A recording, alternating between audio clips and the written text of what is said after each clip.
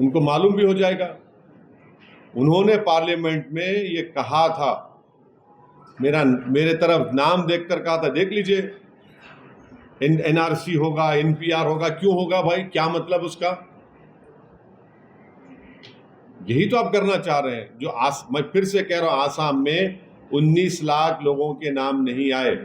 Supreme court monitored NRC करने के बाद 16 कितना पैसा खर्चा किया था, 1600 करोड़। उसमें से करीब 10 से 12 लाख हिंदू भाइयों के नाम नहीं है। उनको तो दे देंगे सिटीजनशिप आप। जो 1 से 1.5 लाख मुसलमान के नाम नहीं है वो क्या करेगा? और हेमंत बिस्व शर्मा बोल रहे हैं कि कोई जरूरत ही नहीं है कागज की भी, तो कागज वर्दी वाले के जाएगा। वही तो हम बोल रहे थे सर। अगर ऐतराज कर रहे हैं आप जब, अच्छा तो फिर आप ये कह रहे हैं कि एनआरसी नहीं कराएंगे देश में, आप एनपीआर नहीं होगा, सेंसस अलग है, सेंसस का एक्ट है, एनपीआर एनआरसी का सिटीजनशिप एक्ट के तहत आता। वो किसी और थम्सअप को जाकर ज्ञान दिए। ये जो दुम छल्लों को, जोकरों को बिठाकर इंटरव्यू दिला रहे ना ये लोग, उनको ना CAA का फुल फॉर्म आता है, ना उनको कुछ एनपीआर एनआरसी के बारे में मालूम। हाँ, मगर गुलामी और चमचागिरी करना आता उनको। Telangana Assembly have passed a resolution that census will be done, but NPR NRS exercise will not be done in Telangana. It was a unanimous resolution, and I am sure now that the Congress party is in power, they will also go along with the resolution. And I would request the present Chief Minister, Janab Shri Revant Reddy, that a resolution has been passed in the Telangana Assembly. Government is always in a continuous form. Parties will come and go. Parties will come and go. It is a resolution of Telangana Assembly. We are not against the census exercise, because census exercise is done under a particular act. NPR NRC is done under Citizenship Act. You must understand this. That is the concern. And what you have done in Assam, the BJP wants to do it throughout the country. Sir, political stakeholder में एक आप ही हैं जो इस मसले को सबसे ज़्यादा उठाए, लेकिन सियासत में ये भी कहा जाता है कि अकेला चना बाहर नहीं पड़ सकता। क्या आप अखिल भारतीय जंगल में एक ही शेर होता, दो नहीं रहते, समझे ना?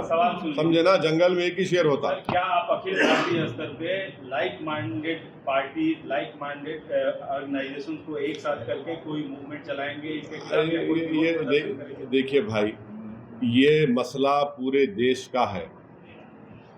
ये मसला सिर्फ पॉलिटिकल पार्टीज के हद तक नहीं है। बीजेपी, ये कानून अनकॉन्स्टिट्यूशनल है, मजहब की बुनियाद पर बनाया गया है।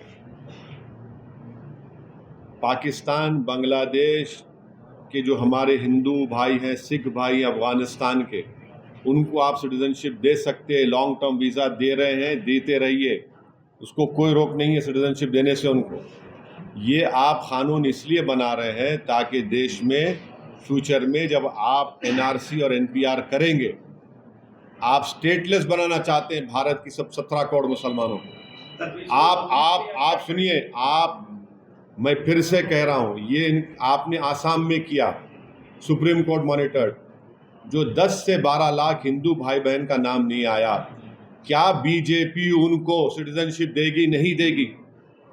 जो 1 लाख से 1.5 लाख मुसलमानों का नाम नहीं आएगा, सिटीजनशिप नहीं मिलेगी उनको। सर, आपके विरोध का रोड मैप क्या है? क्या आप विरोध का रोड मैप हम आपसे कह चुके हैं। अब चुनाव आ रहे हैं, हम हैदराबाद की जनता इस CAA कानून के खिलाफ वोट देगी, बीजेपी को हराएगी। सबसे पहली बात तो ये है कि ये कानून जो मोदी सरकार ने आज से 4 साल पहले बनाया था, वो संविधान के खिलाफ है। आप रिलीजन की बुनियाद पर कानून नहीं बना सकते, इसमें कई सुप्रीम कोर्ट के जजमेंट्स हैं, और राइट टू इक्वालिटी के खिलाफ है। आप कैसे हर रिलीजन को आप उसकी इजाज़त दे रहे हैं उनको, और आप जो रिलीजन जिनका इस्लाम है उनको आप नहीं दे रहे, वो एक पॉइंट है। दूसरा ये है कि मैंने उस वक्त पार्लियामेंट में कहा था कि इसी तरह का एक क़ानून वाइट साउथ अफ्रीका ने बनाया था, तो महात्मा गांधी ने उस कानून को फाड़ दिया था।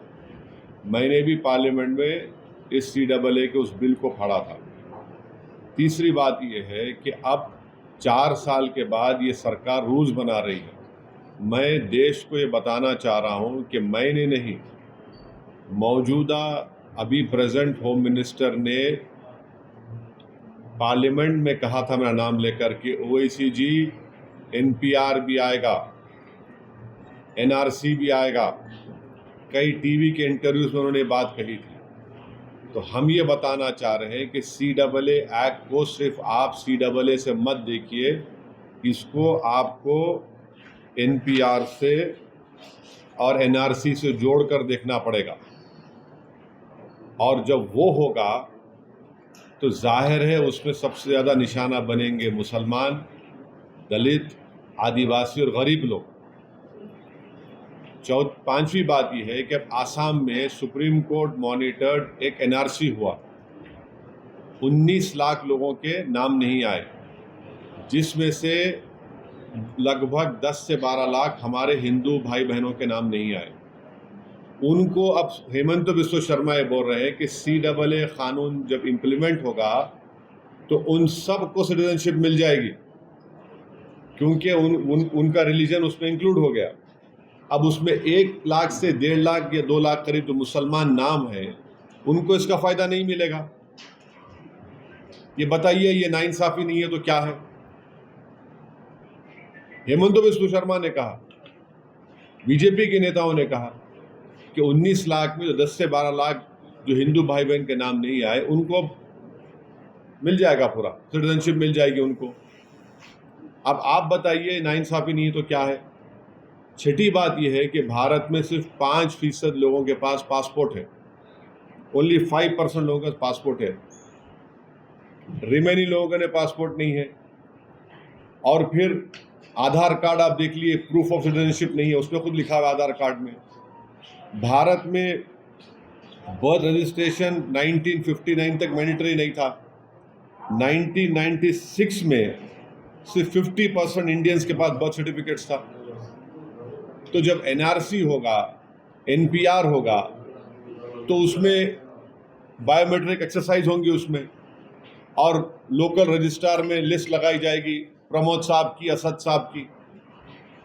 अब प्रसाद साहब जाके बोल सकेंगे नहीं, असद साहब के डाउटफुल है, मैं डाउटफुल बन जाऊंगा। अब मुझे प्रूफ करना पड़ेगा। अब मैं मेरे दादा का बर्थ सर्टिफिकेट लेकर आऊँ, क्योंकि मेरा रिलीजन इस्लाम है। अब मैं फिरते रहूँ तो फ़ायदा किसका होगा? रद्दी वाले का ही फ़ायदा होगा ना। तो ये इसीलिए ये एक्सरसाइज ये जो लॉ है, ये रिलीजन की बुनियाद पर बनाया गया, ये डिस्क्रिमिनेटरी है, अनकॉन्स्टिट्यूशनल है। और ये बोलना कि जो हमारे हिंदू और सिख भाई या क्रिश्चियन भाई जो पाकिस्तान में, अफ़गानिस्तान में, बांग्लादेश में रह रहे हैं, उनको सिटीजनशिप नहीं दे सकते, झूठ है ये। हमेशा सरकार के पास इख्तियार था, एग्जीक्यूटिव ऑर्डर से आप दे सकते थे। और आखिरी बात, नरेंद्र मोदी और बीजेपी को ये क्यों भूल गए कि कितने लाखों लोग कश्मीरी पंडित मुल्क से बाहर हैं, जो मुल्क से कश्मीर से बाहर है, उनको आप क्या कर रहे हैं? उनको आप क्या कर रहे हैं? भूल गए आप कश्मीरी पंडितों को? कम से कम 5 लाख कश्मीर के बाहर हैं, लेकर जाइए ना कश्मीर में उनको। इंग्लैंड में इंडियन जो वहाँ के इंडियंस यहाँ पर वहाँ चले गए जो इलीगल है, उनको वापस लेकर आइए। ग्रेट ब्रिटेन बोल रहा है कि लेकर आइए वापस, सरकार बोलती है हम नहीं लेकर आएंगे। तो ये गलत है, डिस्क्रिमिनेटरी है, अनकॉन्स्टिट्यूशनल है। सरकार के पास पहले से पावर्स थे और है और रहेंगे कि वो जो हिंदू भाई बहन पाकिस्तान में है या बांग्लादेश से है, आप दे सकते हो उनको। और मैंने खुद केस डाला है सुप्रीम कोर्ट में। हम लोग जब CAA का हियरिंग हुई थी, हमारे लॉयर जनाब निज़ाम पाशा साहब ने स्टे की मांग की थी, तो गवर्नमेंट ने कहा था कि अभी रूल्स नहीं बनाए। अब जब रूल्स बनाए तो हम सुप्रीम कोर्ट में डालेंगे और इसके ऊपर हम कोशिश करेंगे कि सुप्रीम कोर्ट में जाकर इसको उठाया जाए। मैं खुद केस डाला हूँ मेरे नाम से सुप्रीम कोर्ट में। और इंडिया जो मीटिंग होने वाली है उसमें ये इशू को रेस करेंगे बोल के IUML वाले कह रहे हैं। मैं कैसा बोलूँ, मेरा ताल्लुक ही नहीं है उससे। आप क्या, जैसे इससे पहले सवाल पूछा गया था सर, लाइक माइंडेड का भी सपोर्ट लेंगे क्या? अरे भाई मेरा ताल्लुक ही नहीं है। सर वही चीज है कि मकसद एक है लेकिन सुर आप लोगों के अलग अलग है। हाँ तो ठीक है, बहुत अच्छा है ना, मंजिल तो एक ही है। केरला में जिस तरीके से मतलब राज्य क्या जिस तरीके से आपने भी कहा कि रेवंत रेड्डी से यहाँ पर ना लेकर आया जाए, तो आपको लगता है कि ऐसे हर राज्य करेगा तो दबाव बढ़ेगा? केरला से हो रहा है, शुरुआत हो गई। नहीं, केरला में तो केरला तो पहला स्टेट था हाँ। जिसने, माफ कर रहा है, जिसने इसके खिलाफ जो है एक बाज़ाब्ता उन्होंने ऑर्डर पास कर दिया था।